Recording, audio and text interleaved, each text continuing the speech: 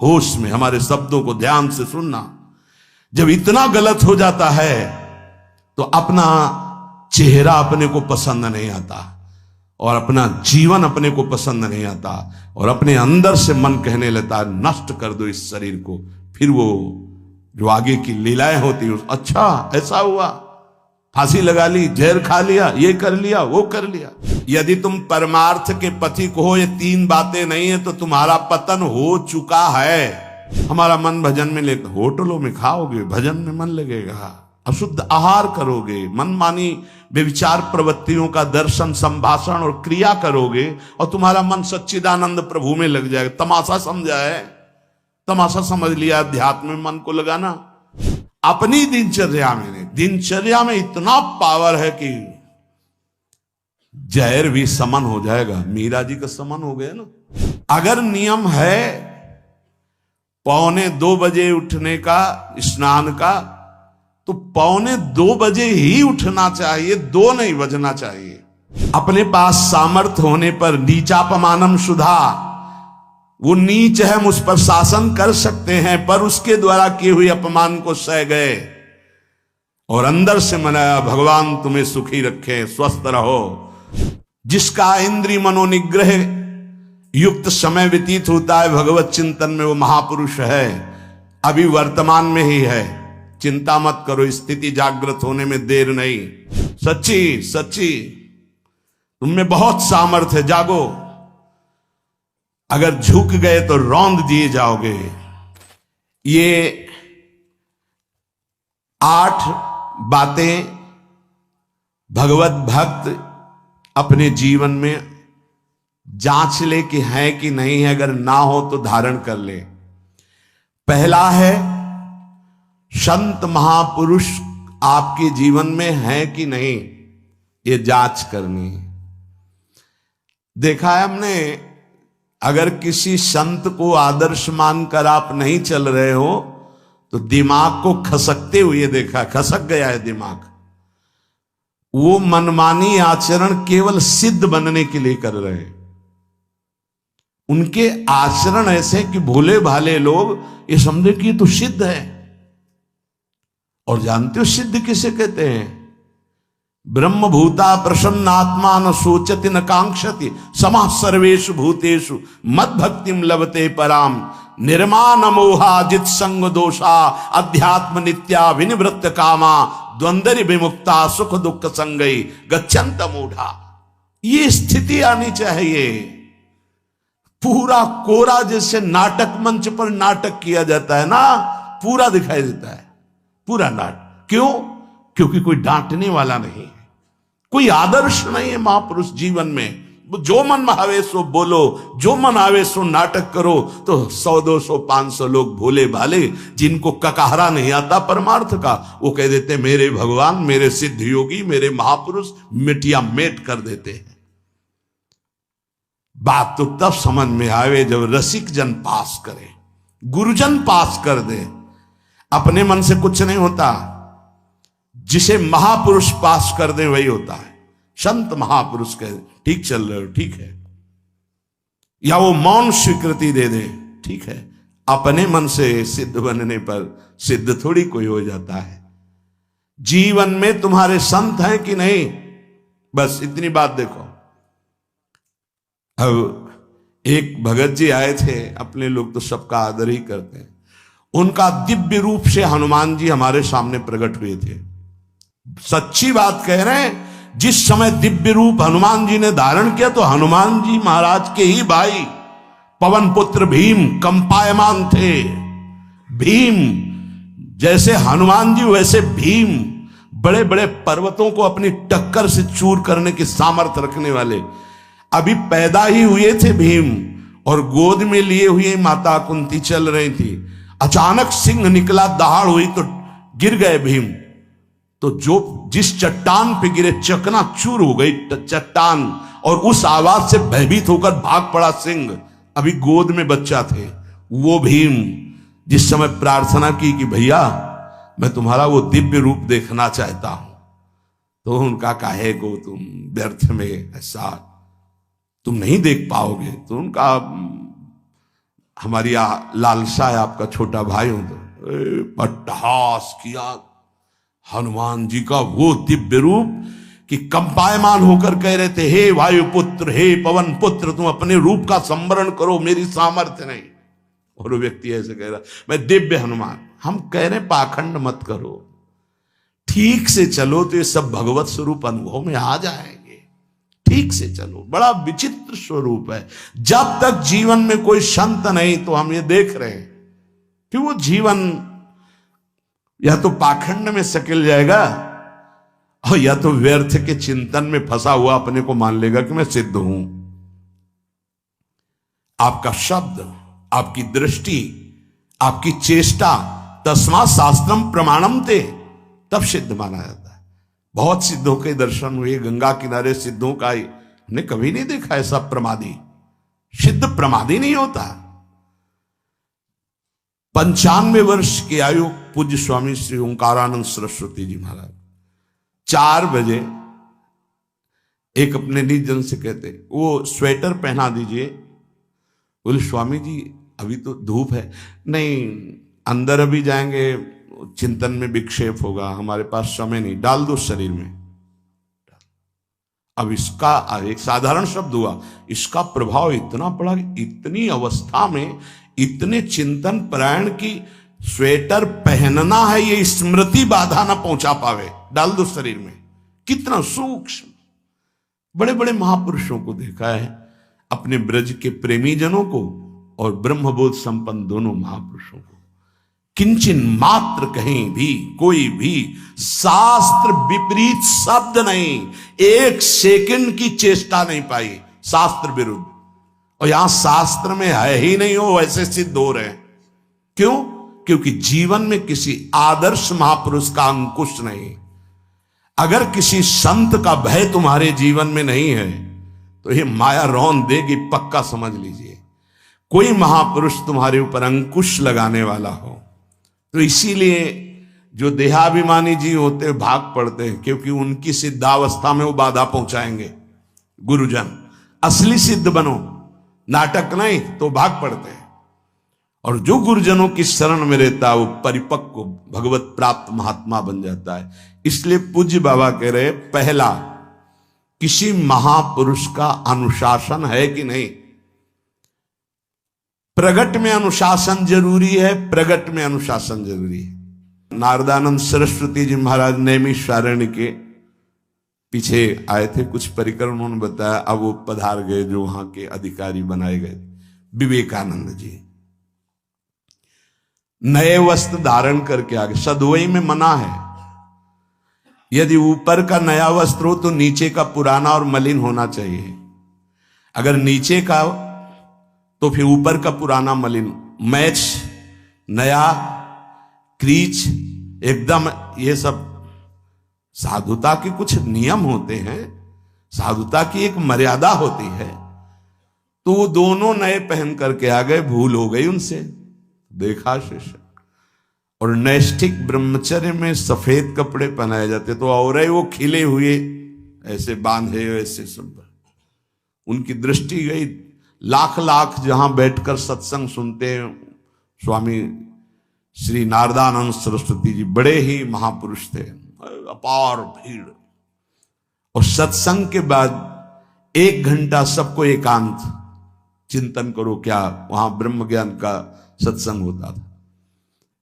प्रातःकालीन बेला पे जैसे अपने यहां सत्संग होता है, वहां थोड़ा विलंब होता था, 5:30 बजे। जो निज जनों का वो योग वासिष्ठ से कैसे तुम्हें बताएं, जो उस सभा में बस यही लगता है कितनी जल्दी देह रात छूटे और अपने स्वरूप में महापुरुषों का वचन का प्रकाश होता है। एक सत्संग होता था सामूहिक सब लोगों को, एक होता था पर्सनल, जो दिव्य साधक हैं केवल वही बैठ सकते हैं, अन्य नहीं। ऐसे पूज्य बाबा के यहां भी एक होता था पर्सनल ज्ञान का और एक होता था सामूहिक प्रवचन। तो उस समय सामूहिक सत्संग चल रहा था, काफी सब समाज लाखों की थी। देखा दूर से, एक शिष्य से कहा गौशाला में जाओ, गोबर को गीला कर दो। उनसे कहा विवेकानंद गोबर की छवियां भर करके यहां खड़े हो सत्संग के पास। अब वहां नच हो नहीं सकता, और गीला गोबर तो जो 2 घंटा सत्संग हुआ पूरा टप टप ऐसे कपड़ों में, पूरी हालत बिगड़ गई। क्या था ये? संत शासन। अब दोबारा वो गलती नहीं होगी, समझाने की जरूरत नहीं, अब समझ गए कि हमसे गलती क्या हुई। संत शासन नहीं है तो ये मन बहुत विचित्र है, बहुत विचित्र है। इसीलिए पहला, जो भी परमार्थ का पति को, चाहे ज्ञान मार्ग का, योग मार्ग का, किसी योग मार्ग की लौकिक ऊंचाई पर पहुंचे हुए कि गुरुदेव आए और उन्होंने कहा कि किसी कारण से शिष्य बढ़ जाए और अपने गुरुदेव की अवहेलना करे तो उसकी गति क्या होगी? उनका दुर्गति। दुर्गति, दुर्गति के सिवा उसके आगे कोई शब्द नहीं है। गुरु को पीड़ा है और शिष्य परम पद में पहुंच जाएगा? नहीं नहीं, ऐसा नहीं हो सकता। अनुशासन अत्यंत आवश्यक है। किसी भी वैभव या लोक व्यवहार या लोक मान्यता बढ़ जाने पर अपने गुरु का अपमान, गुरु की अवहेलना, तो उसकी दुर्गति पक्की। देखो, ये मन है, ये इंद्रियां हैं, ये अहम है, ये केवल गुरुदेव से ही वश में आता है, दूसरी जगह नहीं आता। क्यों? क्योंकि दूसरी जगह उत्तर देने का अवसर है। दूसरी जगह हम नहीं मानते तुम्हारी बात, लेकिन वहां ना उत्तर है और ना नहीं मानते, केवल वहां मिटना ही मिटना है। अगर ऐसा उपासक है तो निश्चित परम पद का अधिकार। केवल मिटना कोई उपाय नहीं है, अहंकार के पोषण का कोई उपाय, केवल मिटाना है। रो लो, चिल्ला लो, जो तुम्हें करना है कर लो, आना तुम्हें इसी मार्ग में पड़ेगा, दूसरा कोई रास्ता नहीं। बलिहारी घेर करके नष्ट कर देते हैं हमारे मन की मनमानी को, हमारे अहंकार को। इसलिए जीवन में प्रगट में जिनके जीवन में संत हैं और वो स्वीकार करते हैं उनका अनुशासन, उन्हीं का जीवन प्रकाशित होता है, पक्का समझ लेना। दूसरा, भागवतिक मार्ग में चलने वाले उपासक को सांसारिक पुरुषों की मित्रता करके उनकी संगोष्ठी में नहीं बैठना चाहिए। इस बात को बहुत अच्छे से समझ लो। सांसारिक पुरुषों की जो वृत्तियां होती हैं उनमें बड़ा आकर्षण होता है भोगों का, प्रपंच का। जो साधक भ्रमणशील हैं, अगर वो गृहस्थों के यहां जाकर उनकी सैयाओं पर सोते हैं तो उनकी दुर्दशा क्या होती है चित्त की, वो खुद अनुभव करके देख ले। आज तो शास्त्रीय पद्धति को समझा ही नहीं जा रहा। जब बड़े बड़े सुभट गंगा किनारे त्याग, वैराग्य, ज्ञान की मिले ना, तो आगे का रास्ता खुलता चला गया। सांसारिक पुरुषों के समुदाय में बैठना था। वो तुम्हें भगवान कहेंगे, ईश्वर कहेंगे, अवतार कहेंगे, उनको कुछ ज्ञान नहीं। आप मान बैठेंगे अपने को भगवान, अपने को ईश्वर, अपने को अवतार मानेंगे, तो आप जो अवतार है ना, ईश्वर है ना, भगवान है, उनसे विमुख हो जाएंगे। यहां जो भी अवतरित हुए हैं भगवत पार्षद, वो सदैव दैन्य ही रहे हैं। आप देख लीजिए, उच्च कोटि के महापुरुष चाहे जितनी ऊंचाई पर चढ़े हों, सदैव भगवान की ही स्थापना की है। भगवान के नाम की, रूप की, लीला की, धाम की, भगवत महिमा की स्थापना की है, अपनी नहीं, अपने पार्थिव शरीर की नहीं। ध्यान रखना, जितने महापुरुष प्रकट हुए भगवान की स्थापना की। अगर हम सांसारिक पुरुषों का संग करेंगे तो कई तरह से हानि हो जाएगी। सत्संग हो रहा है, बस इतने जो चाहो बैठ जाओ। हमारा पर्सनल एकांतिक केवल गुरुदेव से संबंध है और उनके द्वारा बताई हुई उपासना में हमारा समय व्यतीत होना चाहिए। कोई हमारा मित्र नहीं होना चाहिए, अलग से संगोष्ठी नहीं होनी चाहिए विषयी पुरुष की, सांसारिक पुरुष की। तीसरा, किसी भी अपनी निंदा करने वाले के प्रति कभी भी बुरा व्यवहार बर्ताव नहीं करवाना चाहिए, क्योंकि भगवान प्रेरित करते हैं निंदा करा करके महान बनाने के लिए। ये शब्द याद कर लो। जब तुम्हारी निंदा होने लगे, प्रतिकूलता होने लगे, विपत्ति आने लगे, संकट सताने लगे, तो जान लेना कि तुम्हारी अध्यात्म की भूमिका उठने वाली है, पक्का। ये अध्यात्म की भूमिका उठना बहुत कठिन होता है। अध्यात्म का प्रवचन कर लेना बहुत सरल होता है, नहीं? हाँ, चमड़ी को चिकनी करके और अध्यात्म का प्रवचन करने में कोई कठिनता नहीं, लेकिन चमड़ी और दमड़ी का राग मिटा दे फिर अध्यात्म की तरफ चले, ये किसी फक्कड़ महात्मा का कृपा पात्र ही होगा जो फकीर होगा, जिसने विश्व की समस्त भोग वासनाओं को रौंद करके अपने स्वरूप में स्थित हो गया। ऐसे महात्मा के संग के बिना अध्यात्म का रंग नहीं चढ़ सकता, और देखने को मिल रहा है। जब तक हमें अध्यात्म का परिचय नहीं है तब तक कहीं भी हम राजी हो जाते हैं। अरे राजी होने को तो टाकीज के सामने देखो जाके, हजारों की भीड़ लगती, लाइन में खड़े होते हैं, पैसा देते हैं, और क्या देखने जाते हैं? झूठा तमाशा।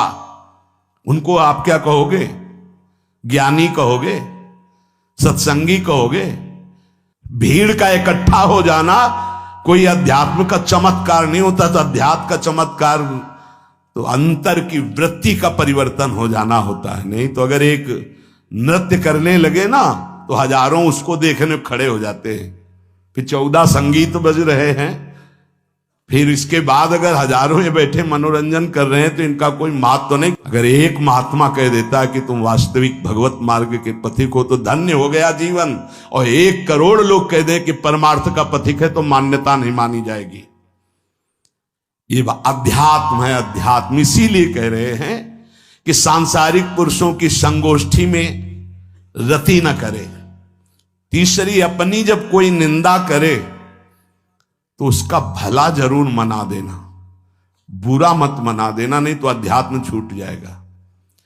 अपने पास सामर्थ्य होने पर नीचापमानम सुधा, वो नीच है, हम उस पर शासन कर सकते हैं, पर उसके द्वारा किए हुए अपमान को सह गए और अंदर से मनाया, भगवान तुम्हें सुखी रखे, स्वस्थ रहो, और कभी भी हम आपका विरोध नहीं करेंगे। जब अवसर मिले तब फिर हमारी निंदा करना।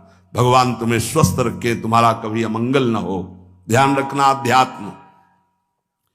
चौथा, अपने मुख से कभी किसी की निंदा ना करना। निंदा व्यक्तिगत नाम लेकर के की जाती है, सिद्धांत सार्वभौम वर्णन होता है। जैसे यहां हम कह रहे हैं, वो निंदा सिद्धांत के विपरीत आचरण में जो चलते हैं उनकी है। कौन है? नाम नहीं है, रूप नहीं है। सिद्धांत में चलना एक ये मार्ग, सिद्धांत से बिलक चलना ये पाखंड है। पाखंड और दंभ की निंदा होती, और सत्य की कोई निंदा करे तो वो प्रकाशित होता है। सत्य निंदा से ढकता नहीं। जैसे कोहरा थोड़ी देर के लिए सूर्य को ढकने का नाटक कर सकता है, लेकिन सूर्य जब प्रकाशित होगा तो कोहरे की धज्जियां उड़ जाएंगी।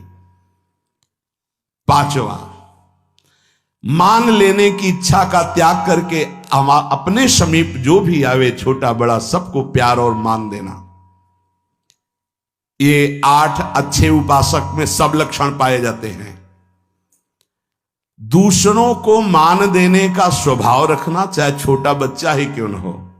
ये नहीं ये धनी मानी बड़ा आकर के धन राशि दे रहा है तो उसका सम्मान हो रहा है, और छोटा प्रणाम कर रहा है, उसकी तरफ देखा भी नहीं जा रहा। नहीं, बच्चे से लेकर कोई भी सबको एक ही प्यार की दृष्टि से देखना, भगवत भाव से देखना। अपने को मान रहित और दूसरों को मान देने का स्वभाव बना देना। छठवां, अपनी इंद्रियों को सदाचार परायण रखना। इंद्रियां ये सदैव व्यभिचार की तरफ भागती हैं। नेत्र व्यभिचार दोष, बार बार दूसरों के प्रति देखना आकर्षणकारी, कैसा भी दोष अंदर का भाव हो, नेत्र दोष। दूसरों की बातें सुनना, श्रवणेन्द्रिय दोष। वाणी से दूसरों की चर्चा करना, वाणी, ऐसे हर इंद्रिय अपने व्यभिचार में जाना चाहती है। सदाचार परायण उपासक होता है। कल की बात है, कल चिंतन हो रहा था श्रीमद् भगवद गीता जी का। अगर उपासक में सदाचार इंद्रियों की पवित्रता नहीं है तो ढकोसला के सिवा कुछ नहीं रहेगा। ये अच्छे से समझ लो। इंद्रियों का विलास चल रहा, खुला दिखाई देता है, खुला। वो एक दृष्टि होती है, उसमें दिखाई देता है। अंतर में ब्रह्म बैठा हुआ शांत मौन है और ये समझ नहीं पा रहा, केवल नाटक पे लगा हुआ है। अपना मन, अपनी इंद्रियां यदि संयम में नहीं है, सदाचार में नहीं है, तो ढकोसला ही है, आडंबर ही है, नाटक ही है। पक्का समझ लीजिए। अगर वो संयमी नहीं है, जितेंद्री नहीं है, मनोनिग्रही नहीं, तो अध्यात्म क्या है? क्या प्रवचन हो रहा है? किस बात का प्रवचन हो रहा है? जो अनुभव हुआ उसका हो रहा है, शास्त्र सम्मत हो रहा है। जितेंद्रियता नहीं, इंद्रिय निग्रह नहीं, मनोनिग्रह नहीं। छठवां, सदाचार परायण, अर्थात इंद्रिय और मन शास्त्राज्ञा के अनुसार चले। जिसका इंद्रिय मनोनिग्रह युक्त समय व्यतीत होता है भगवत चिंतन में, वो महापुरुष है। अभी वर्तमान में ही है, चिंता मत करो, स्थिति जागृत होने में देर नहीं। बंद रखो अपनी खिड़कियों को, कहीं माया की हवा ना घुस जाए। सच्ची सच्ची तुम में बहुत सामर्थ्य है, जागो। अगर झुक गए तो रौंद दिए जाओगे। एक एक बात अच्छे से समझ लो। मुस्कुरा के, प्रेम व्यवहार दिखा के, अपनापन करके फिर तुमको अधीन किया जाएगा। माया भगवती बहुत बलवती है। ऐसे करके फिर ऐसे प्रहार करती है, क्योंकि साधक बहुत प्रवीण है। ऐसे में अपने को बचा लेगा, लेकिन ऐसे में बचाना बहुत कठिन होता है। हमारी बात को समझ लेना, ऐसे में बचाना बहुत कठिन होता है, बहुत कठिन होता है। समर्पण का मिश, सेवा का मिश, अपनापन का मिश।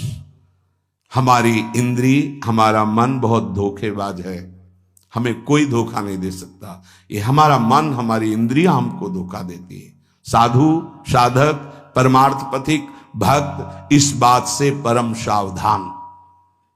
सदाचार और सरलता, संयम के साथ हमारा समय व्यतीत होना चाहिए। किसी के गवाही की जरूरत नहीं है, किसी के प्रमाण की जरूरत नहीं। आप खुद अपने हृदय की भूमिका को नाप लीजिएगा। कितनी ऊंचाई पर चढ़ रहे हो, आपको खुद अनुभव में समझ में आ जाएगा। जो इंद्रियों का गुलाम, मन के द्वारा भ्रष्ट आचरण करने वाला है, कुछ भी हो, कोई भी हो, कहीं भी हो, दुर्गति शब्द से ही संबंध है। जीते जी दुर्गति, फिर फांसी ऐसी लगे तेषम दुख न हो। सच्ची मानना, जब गलत हो जाता है आचरण, तो अपना मन अपने को कहता है नष्ट कर दो, ये जीवन किस काम का। होश में हमारे शब्दों को ध्यान से सुनना। जब इतना गलत हो जाता है तो अपना चेहरा अपने को पसंद नहीं आता, और अपना जीवन अपने को पसंद नहीं आता, और अपने अंदर से मन कहने लगता है नष्ट कर दो इस शरीर को। फिर वो जो आगे की लीलाएं होती है, अच्छा ऐसा हुआ, फांसी लगा ली, जहर खा लिया, ये कर लिया, वो कर लिया। वो इन्हीं इंद्रिय और मन की फिसलन को नहीं सह पाया।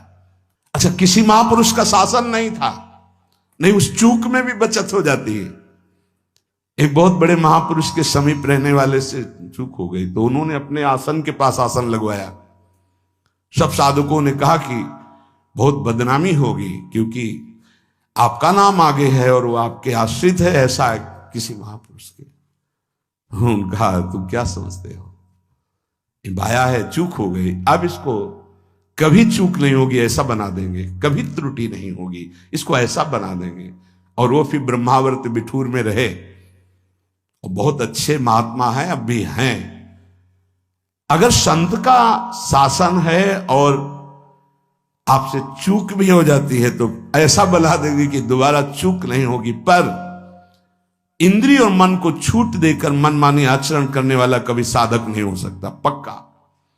और आप सच्ची मानना, आपकी एक बार इंद्रिय मन छूट हो गई तो जिंदगी भर दबे रहोगे, दहाड़ने लायक नहीं रहोगे। माया तुम्हारे को सदैव कोसती रहेगी, तुम्हारा हृदय जलता रहेगा। ऐसा कैसे हो गया, ऐसा कैसे हो गया।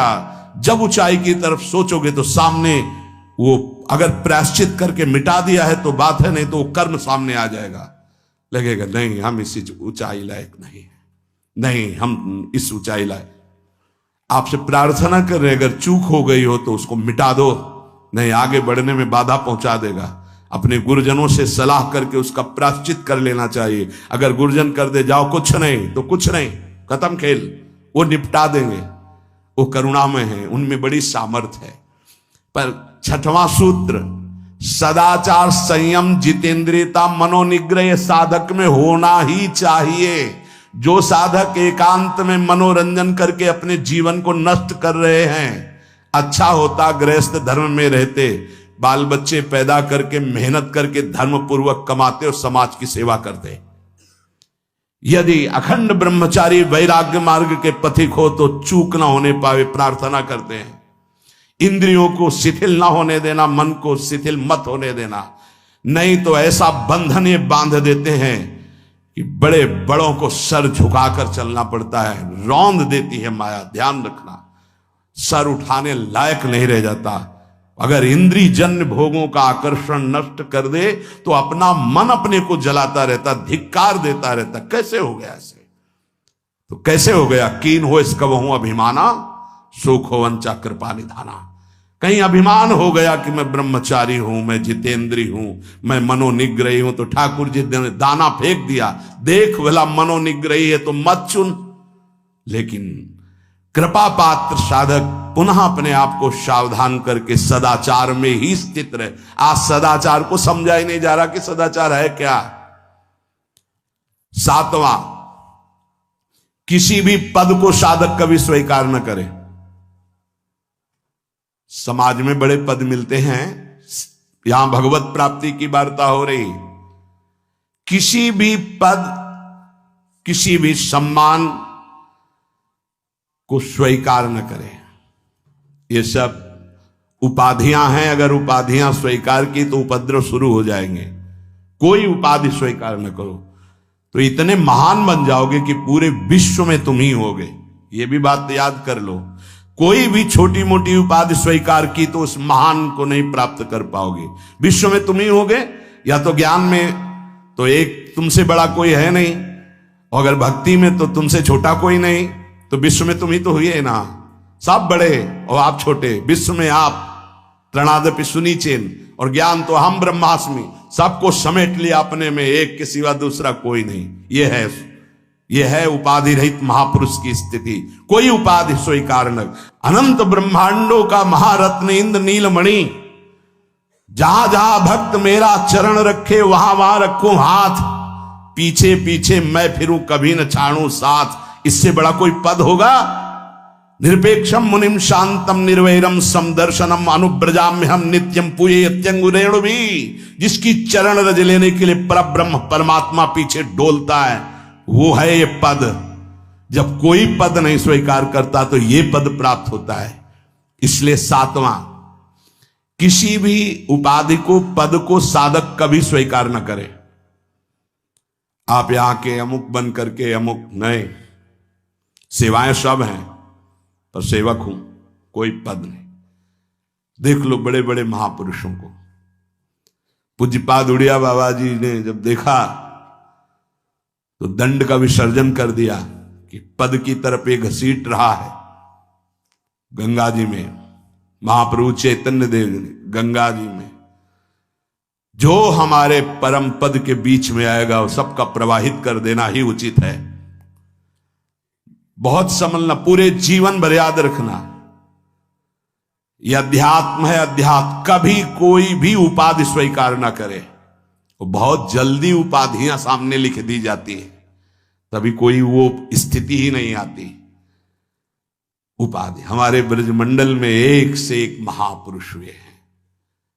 बाबा प्राण धन रहे हैं, कितने संत महापुरुष, और उनको यहां प्यार से ब्रजवासी जन मेरो बाबा प्रिया प्रीतम के लाडले। कोई उपाधि नहीं, कोई पदवी नहीं, कोई प्रतिष्ठा नहीं। और आठवां, ये आखिरी, किसी भी परिस्थिति में अपने आराध्य देव का चिंतन ना छूटने पावे। पूर्णता, ये तभी हो सकता है जिसके जीवन में ये तीन बातें हैं। आखिरी वाली बात, किसी भी परिस्थिति में अपने लक्ष्य का चिंतन न छूटने पावे। ये तीन बातें जिसके जीवन में है तो ये आखिरी बात पूर्ण होगी। आखिरी और पहली दो बहुत जोर की बात थी। पहली थी किसी संत महापुरुष का शासन, और पूर्णता आई किसी भी परिस्थिति में अपने लक्ष्य का चिंतन न छूटना। बीच में अपने आप सब आ जाएगा। वो चैप्टर ही हमारा नहीं है, हमारा मार्ग अध्यात्म मार्ग है। चाहे गृहस्थ हो चाहे विरक्त हो, एक पत्नी व्रत धारण करने वाला गृहस्थ ब्रह्मचारी ही माना जाता है। जो केवल संतानोत्पत्ति के लिए गृहस्थ क्रिया करता है उसे ब्रह्मचारी ही माना जाता है। नाम जप करते हुए अतिथि सेवा, परिवार का पोषण, वो साधु ही माना जाता है। हमारे मन में जो भोगों की स्फुरणा होती है उसके कई कारण होते हैं। एक तो होता है संचित पाप राशि जो पूर्व में जमा है, प्रायः इसी से भोग स्फुरणाएं होती। दूसरा संग से होती। आपकी पाप राशि से स्फुरणा ना हुई तो कोई भोगी पुरुष ऐसा मिला, परमाणु होते हैं। पूज्य श्रीधर बाबा की कुटिया में जब जाते थे, आप सच्ची मानिए, घुसते ही ऐसा लगता जैसे मशीन फिट कर दी गई हो। मंत्र एकदम रफ्तार से चल पड़ता। और जे 8 बजे रात्रि के जाते थे चरण चापने, जे ही उनके चरणों को स्पर्श करते, ऐसा लगता हम किसी दिव्य भावलोक में बैठे। क्यों? उनके परमाणु, नाम जापक संत, रात दिन नाम जापक। ऐसे परमाणु उनकी हर वस्तु में, कोई भी वस्तु उनकी छू के एक दिव्यता थी उसमें। ऐसे ही जैसे वो रात दिन भजन में लगे तो उनकी हर वस्तु में परमाणु, ऐसे ही रात दिन जो भोगों में लगे उनकी हर वस्तु में भोग के परमाणु हैं। सावधान, उनके आसन पर बैठना, उनकी थाल में पाना, उनका स्पर्श होना, उनका संभाषण होना, उनसे मित्रता करके उनका चिंतन करना, ये भोगों को बढ़ावा देना होगा। इसी को विपरीत देखो संतों के प्रति, उनके समीप बैठना, उनका जूठन पाना, उनको देखना, उनसे संभाषण करना, भजन का बढ़ावा होगा। देख लेना। पूर्व संचित पापों से जो स्फुरणा होती है उससे बहुत सहजता में बचा जा सकता है, लेकिन प्रगट कुसंग से जो स्फुरणा होती है इससे बचना बड़ा कठिन होता है। पूर्व पापों से स्फुरणा सबके हृदय में होती है जब तक भगवत साक्षात्कार नहीं हो जाता। वो बार बार आकर्षित करता रहता है संसार का राग। और अगर कहीं कुसंग मिल जाए फिर क्या कहना है? फिर तो जो स्फुरणा थी संकल्प बनेगा, संकल्प क्रिया बन जाएगी, क्रिया होते ही अध्यात्म अंतर्ध्यान हो जाएगा, अध्यात्म मार्ग ही नहीं रहेगा। इसलिए कर्म राशि की तो तुम चिंता मत करो, उसे तो भस्म करने के लिए शरणागति समर्थ है। लेकिन कुसंग से बचने के लिए तुम्हारे ऊपर पूरा भार है।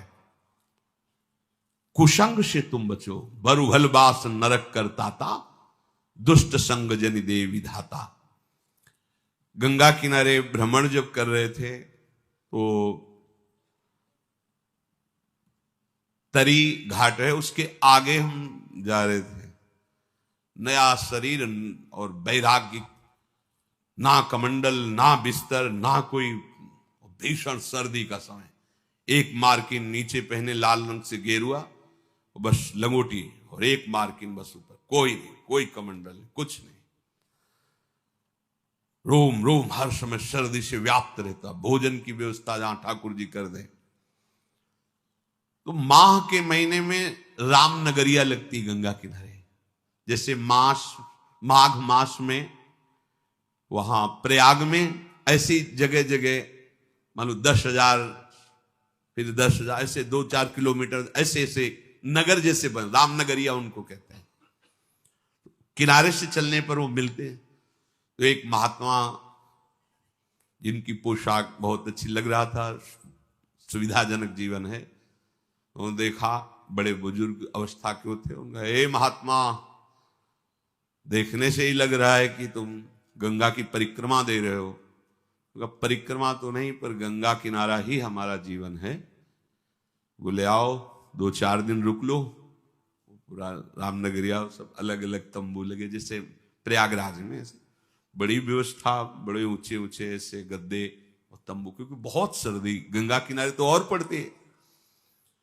हमें भी लगा चलो संत भगवान 2-4 दिन के लिए कह रहे, रुक जाते।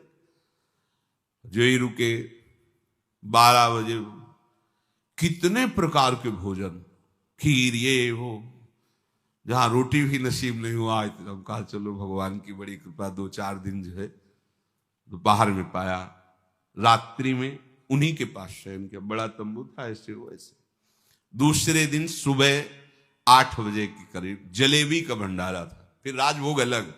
खूब ऐसे पुण्यात्मा जन करते रहते हैं। पास में और भी ऐसे शिविर लगे थे उनके निज जनों के, तो उनमें से एक प्रणाम योगी है, वो जलेबी का भंडारा संतों के लेकर, वो स्वयं लेके आए, पवाया। और कुछ भी हमका भेंट लेते नहीं, पर जलेबी प्रिय वस्तु, मीठा खूब अच्छे से अच्छा, पहले ये था कि पता नहीं आज मिला है, कई दिन ना मिले, कभी गैस की गोली नहीं खाली पड़ी, चाहे जितना पालो, 2 दिन 4 दिन नहीं मिला, सब पच गया। अब जीव ही पा करके थोड़ा ही समय हुआ, पहले दिन का राजभोग, दूसरे दिन का ये बाल भोग जलेबी। वो जलेबी बाल भोग का राजभोग जैसा है, गरम गरम जलेबी, जैसे नशा चढ़ता है ऐसे दिमाग में बस। तो उनमें एक बहुत सरल और वास्तविक साधु स्वभाव के थे, वो केवल सेवा में ही रहते थे महंत जी की। उनसे हमने पूछा, वह वृद्ध थे, हम कहा कल से आज तक हमारी भावना में बड़ा परिवर्तन हो गया। तो उनका महाराज क्षमा करना, आप जिस मार्ग में चल रहे हो वो ये मार्ग नहीं है, वो ये मार्ग नहीं जो आप स्वीकार कर लिए। हम कहा अच्छा, तो सोचा 1-2 दिन। बोले नहीं महाराज, आप नहीं समझ रहे हो। और बताया कि जो जलेबी खवाई वो कैसे आचरण कैसा, बस कुछ उठाना धरना तो था नहीं, 2-3-4 दिन जहां भूखे रहे अपने आप ठीक हो गया। अन्न का कुसंग, व्यक्ति का कुसंग, ये परमार्थ की राह को भटका देता। उपासक को सदैव ये देखना चाहिए कि मेरे मन की स्फुरना कहां है, प्रियालाल के प्रति है, भोगों के प्रति। यदि भोगों के प्रति हो रही तो त्रुटि कहां है, पूर्व पाप संस्कार से हो रहे हैं या कहीं कुसंग हो रहा है। पूर्व पाप संस्कार स्फुरना देगा, ना कि आपका नाश, ध्यान रखना। और कुसंग स्फुरना ही नहीं देगा, नाश कर देगा। इसीलिए बल उभर बास नरक करता था, दुष्ट संग जनि दे विधाता। साधक ये बातें समझ नहीं पाता है, फिसल करके ऐसे गिर जाता है। बहुत सावधानी की आवश्यकता है, हर समय अध्यात्म मार्ग पर आपकी दृष्टि बनी रहे। देखो यदि साधक सावधान नहीं रहेगा तो फिर नया कर्म बना, फिर पुरानी स्फुरना और नया कर्म मिलकर के नवीन चक्र की रचना, जन्म मरण की। इसीलिए मुक्त होना बड़ा कठिन हो जाता है। यदि आप, बहुत ध्यान देने योग्य बात है, शरणागत होकर भजन कर रहे हो, अध्यात्म पर दृष्टि रखें, तो चिंता मत करो, आपकी पूर्व कर्म राशि ये भगवान आचार्य नष्ट कर देंगे, कटी कर्म बंधन से। पर यदि आप नवीन कर्म फिर वैसे ही कर रहे हैं तो विश्वास मत रखना कि पीछे का और आगे का दोनों जोड़ करके भोगना पड़ेगा। पीछे की कर्म राशि तब नष्ट होती है जब अवलो नशानी अब ना नशे हो। आज तक किया, पर आज के बाद चाहे प्राण निकल जाए, आज के बाद नहीं। निहाल हो गए, आज ही निहाल हो गए, आज ही निहाल हो गए। हम तो हम सर्व पापेभ्यो मोक्षयिष्यामि, मेरे सरकार बोल रहे हैं, प्रभु बोल रहे हैं। पर यदि ऐसा कि नए कर्म भी, क्रियमाण भी पापाचरण हो रहा है, फिर नहीं, सिद्धांत काम नहीं करे, फिर पीछे का लागू हो जाएगा। फिर आप कहोगे कि अध्यात्म में उन्नति नहीं हो रही, कोई लाभ नहीं मिल रहा, कोई सुख नहीं मिल रहा, क्योंकि आप गलती कर रहे हो। चलनी में गैया दुहे और दोष दैव को दे। देखो आपके पीछे के कर्म प्याज जैसे बदबू वाले हैं, जमा है गोदाम में। ऊपर से यदि केसर और कपूर लाद दिया जाए तो केसर और कपूर की गंध प्याज को नष्ट करके अपना प्रभाव दिखा देगी। नाम जब कीर्तन कथा वार्ता यह है केसर कपूर, लाद दो अपने पूर्व पाप के ऊपर, भगवान नाम का वजन सब दब जाएगी, उसकी दुष्प्रवृत्तियां नष्ट हो जाएंगी। अगर कहीं वायु का झोंका चले और कपूर खुला रह जाए तो उड़ जाएगा, फिर प्याजे की गंध रह जाएगी।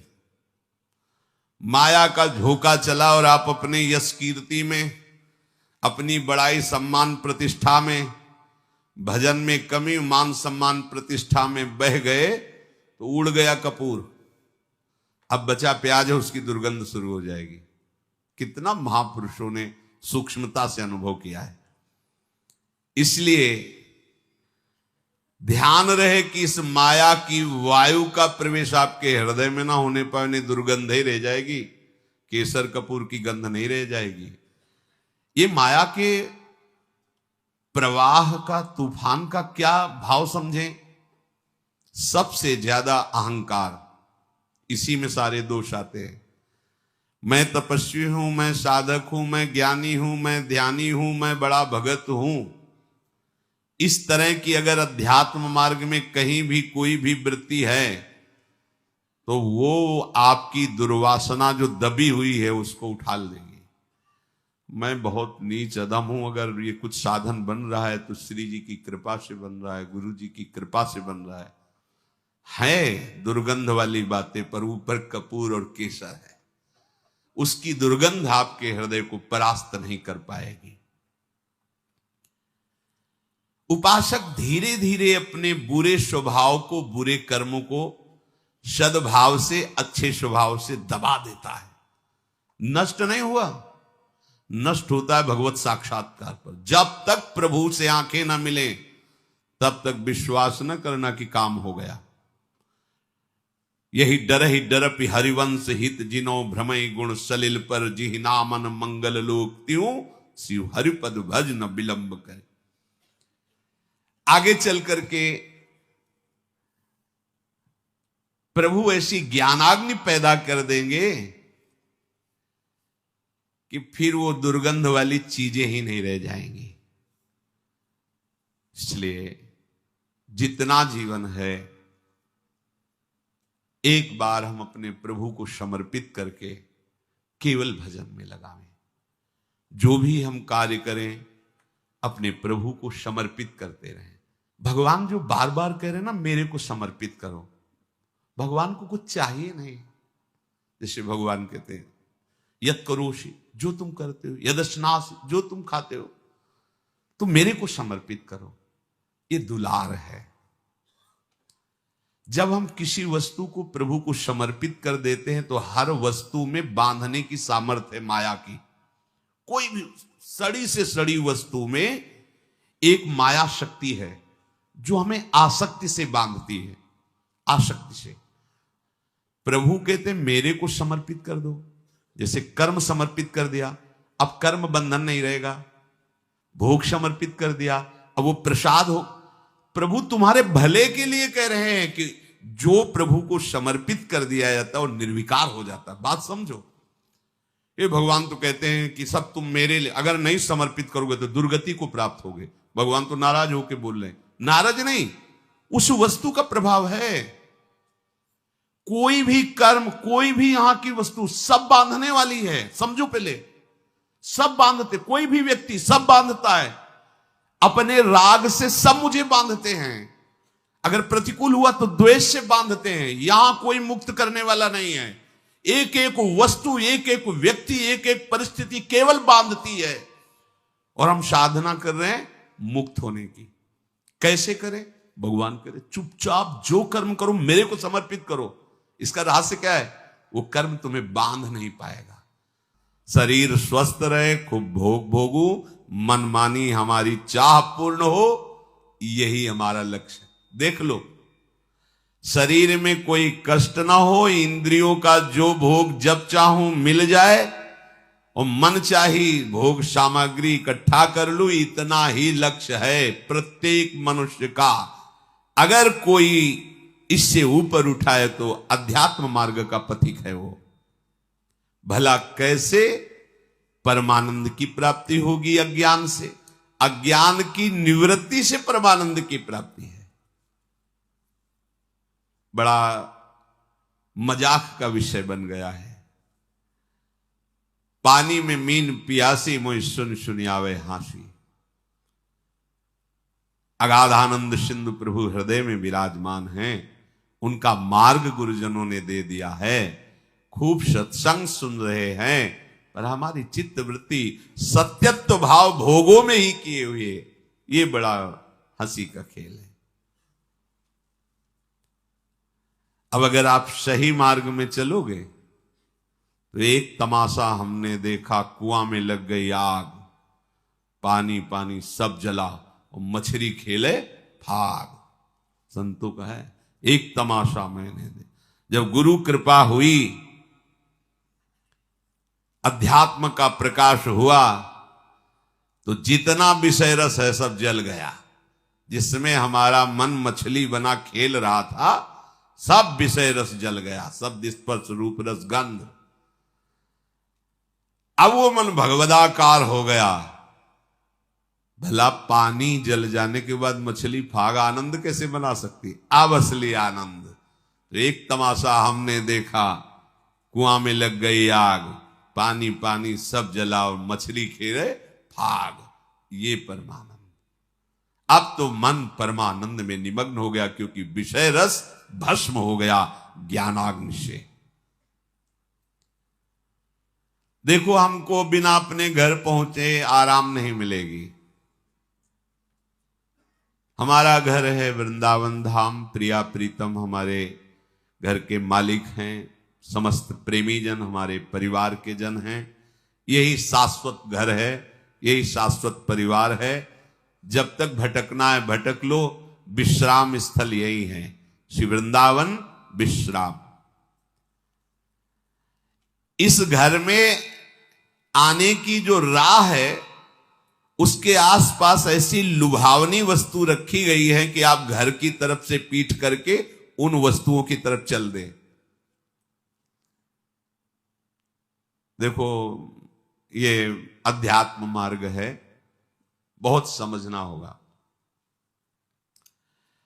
आर्मी के एक जवान को जब पुष्ट करना होता है तो चढ़ाई में चढ़ना है तो वजन हल्का करना चाहिए ना, और वजन बढ़ा दिया जाता है। 2 किलो 5 किलो 3 किलो, ये ऐसे ऐसे ऐसे, और राइफल और इतना खान पान सामग्री, पूरा बिस्तर, जल, सब पूरी व्यवस्था फिट। 10 दिन के लिए पूरी सामग्री उसकी पीठ पे लदी हुई, और चढ़ना का है पहाड़ पे। जबकि और हल्का कर देना चाहिए चढ़ाई का समय। नहीं, कमजोर नहीं रखना अपने जवान को। ऐसे ही श्री भगवान कहते, जिस पर मैं कृपा करता हूं सर्वस्व नाश कर देता हूं। बंधु विच्छेदम, परिवार उसके प्रति नफरत करने लगता है। जीवितम कष्टेन सा कष्टेन जीवितम, वो बड़े कष्ट से जीवित रहता है।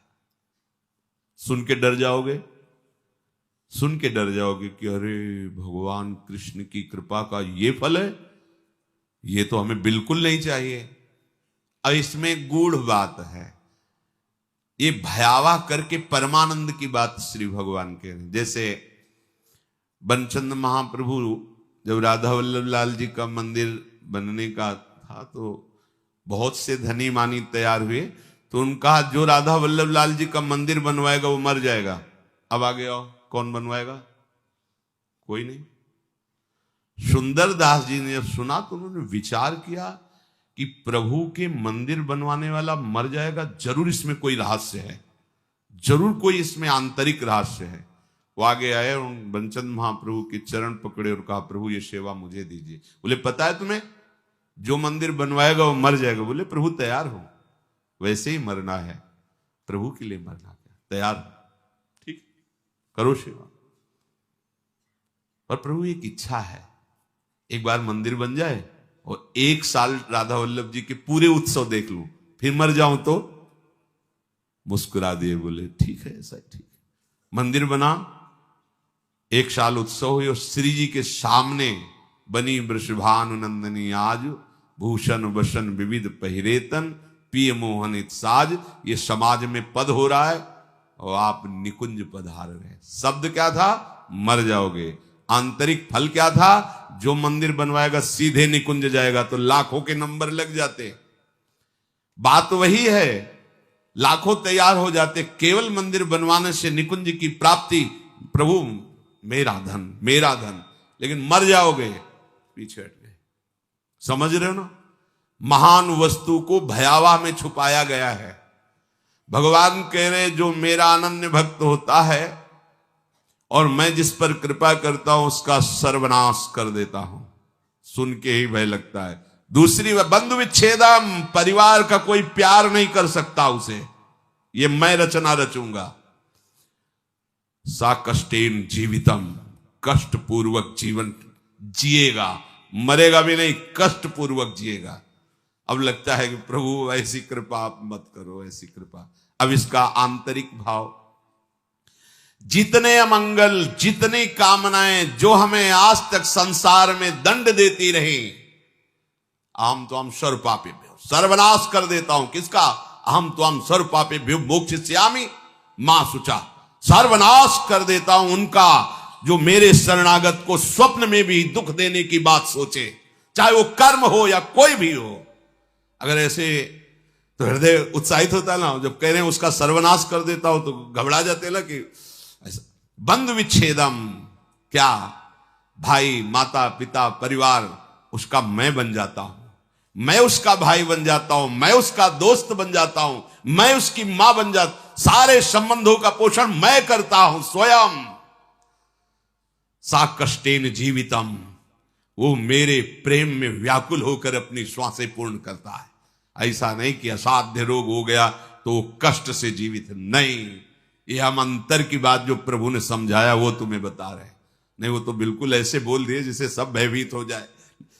बहुत कीमती वस्तु को भयावह जगह रखी जाती है। देवलोक में अमृत रखा हुआ है, वहां 2 सर्प ऐसे हैं, अपलक दृष्टि से रहते हैं। उनकी दृष्टि में जो आएगा तत्काल भस्म हो जाएगा, चाहे देवता हो या कोई हो, उनकी दृष्टि नहीं पड़नी चाहिए, क्योंकि अमृत है। कोई भी कीमती वस्तु बहुत सुरक्षित रखी जाती है, तो भगवत प्राप्ति बहुत सुरक्षित रखी गई है। हमारा घर धाम है, नित्य धाम। तो कह रहे यहां तक आने के लिए इतनी सुहावनी वस्तुएं, इतने सुहावने भोग, इतनी सुहावनी वाटिकाएं रची गई है मार्ग में कि आपको लगेगा जाना तो है ही है, थोड़ा देर विश्राम कर, बस जहां तुमने वहां रमण करने की सोची तो मार्ग गायब।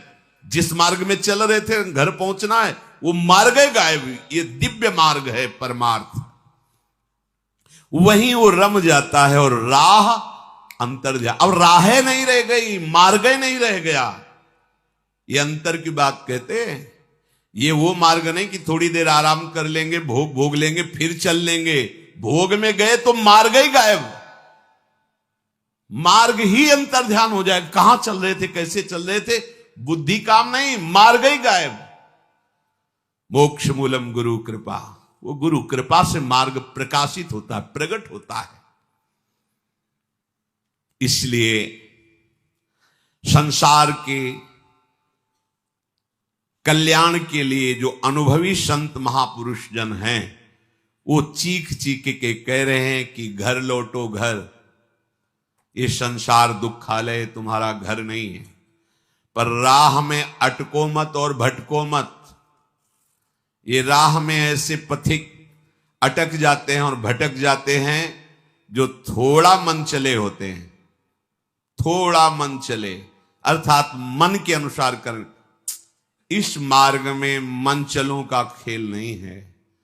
इस मार्ग में मन को निग्रह करना है, मन को हटा करके अपने प्रभु तक पहुंचना है। कब तक इस मन को दुलार करते रहेंगे? थक गए। कभी विचार करके तो कितना गंदा है मन यार, कहां फंसाता है, कहां लगाए हुए हैं। सोचो कहां लगाए हुए। कितनी भुलावे की खेल। ऐसे अभक्ष पदार्थ खवाता है, ऐसे अपेय पदार्थ पिलाता है, ऐसे अकृत्य कृत्य कराता है जिसे घृणा हो जाए, पर ये माया ऐसा आसक्त कि उसी में वो जीना, उसी में सुख, उसी में वो आनंद का अनुभव करना चाहता है।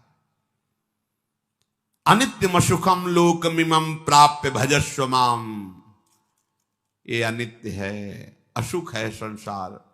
प्रभु का भजन करके प्रभु को प्राप्त हो, स्वयं कह रहे हैं इस अनित्य में मत फंसो। ये तुम्हें स्वतंत्रता दी गई, तुम प्रारब्ध के अधीन नहीं हो, कोई पशु नहीं हो, मनुष्य हो। प्रारब्ध शुभ अशुभ कर्मों के जो संचित हैं उनमें से कुछ परिणाम निकालकर इस शरीर को दिया गया है।